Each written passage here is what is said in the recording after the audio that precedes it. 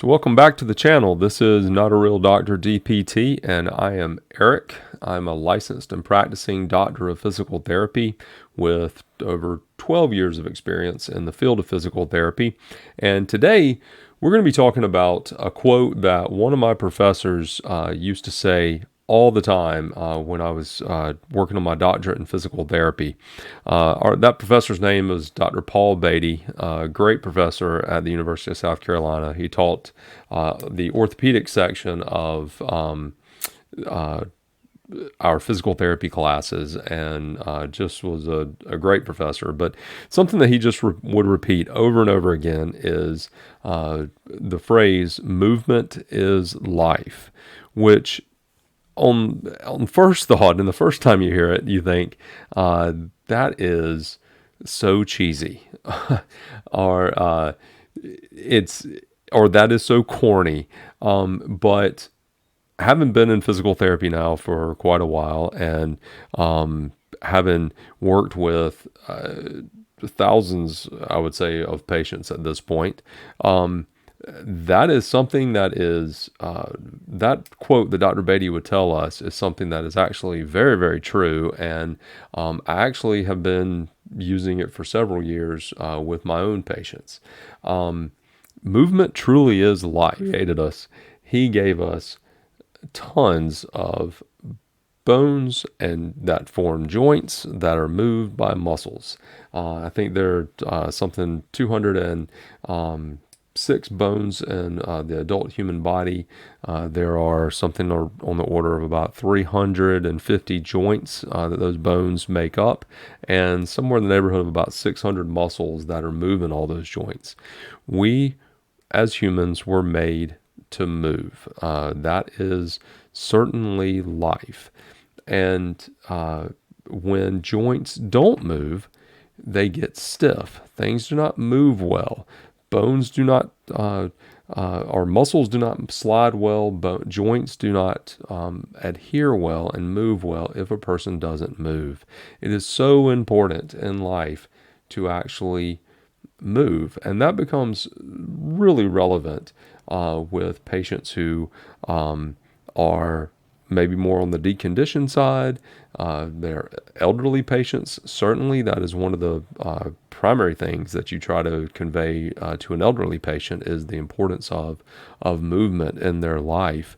As a matter of fact, when a person is walking, the slower that person walks, the higher the prediction is of death or future death for that individual. So movement certainly is life when it comes to elderly patients and a lack of movement. Not only is a person benefited by moving their whole body, but we can also talk about this for the actual joints as well. I have saw a patient that comes to mind who was a recent knee replacement patient, and when I first started working with this patient, they could hardly straighten their knee beyond about 90 degrees of flexion. So they're basically sitting with their leg at about a right angle. And this is the first day that I'd actually come in to work with them.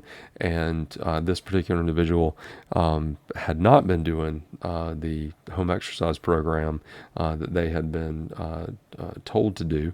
And so their knee had really stiffened up. And so that knee joint, it needed to move. And so I started working with that patient and started them doing some exercises, having them do some things to address that lack of full knee extension. And by the end of that session, they had almost gotten their knee to a fully straight position, and their family was remarking upon how much improved movement the knee actually had just from working on it for just a little bit and actually getting that joint to actually move. So we have to move, folks. That is just how we were built. We were not designed to sit for super long periods of time. Matter of fact, for most conditions that a physical therapist would be called upon to work with a patient for, the vast majority of those patients, we wind up telling them, look, the worst thing you could possibly be doing for yourself is sitting for long periods of time. The human body is an incredible machine. The way that it was designed, our bodies were made to adapt really fast to the stressors that we put onto it, both positive stressors and negative stressors.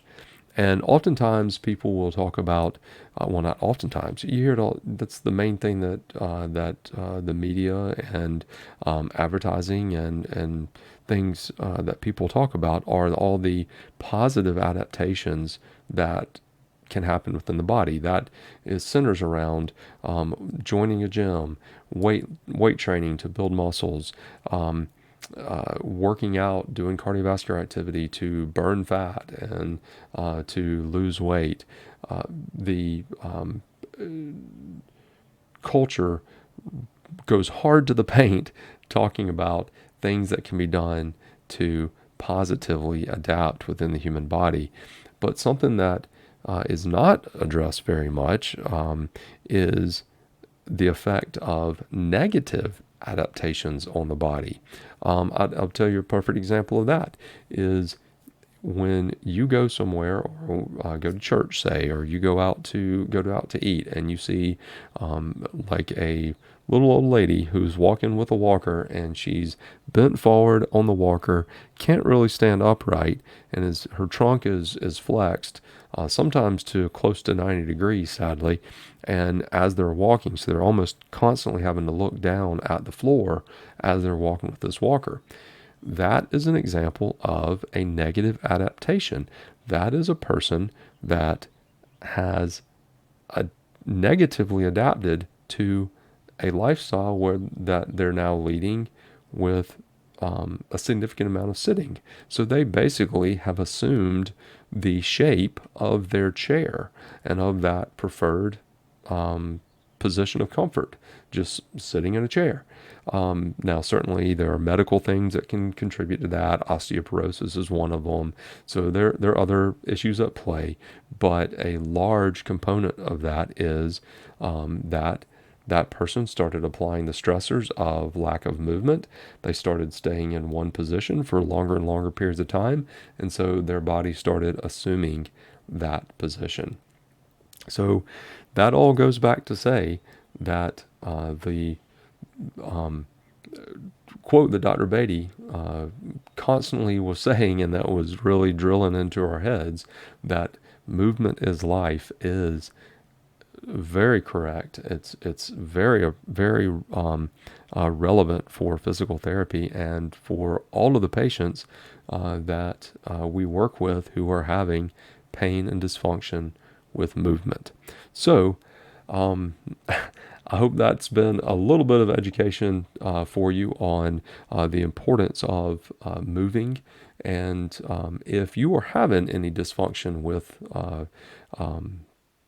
that, or with being able to move, if you're having any difficulty moving, whether that's moving an individual joint or actually having trouble actually just moving your body, your first thought needs to be, I need to seek a doctor of physical therapist, or a doctor of physical therapy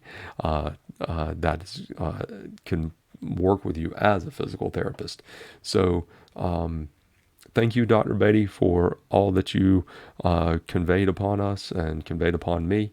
It is still very relevant in my practice today, and I share that sentiment and that teaching point with my own patients routinely, and now I'm doing so in this video. So I hope that you enjoyed this video. If you did, please give us a like, hit that thumbs up button on this video to help us with the algorithm. If you like this type of content, also I ask that you subscribe to our channel and keep tuning in. And I look for another video on the field of physical therapy to be coming back to this channel real soon. Thank you.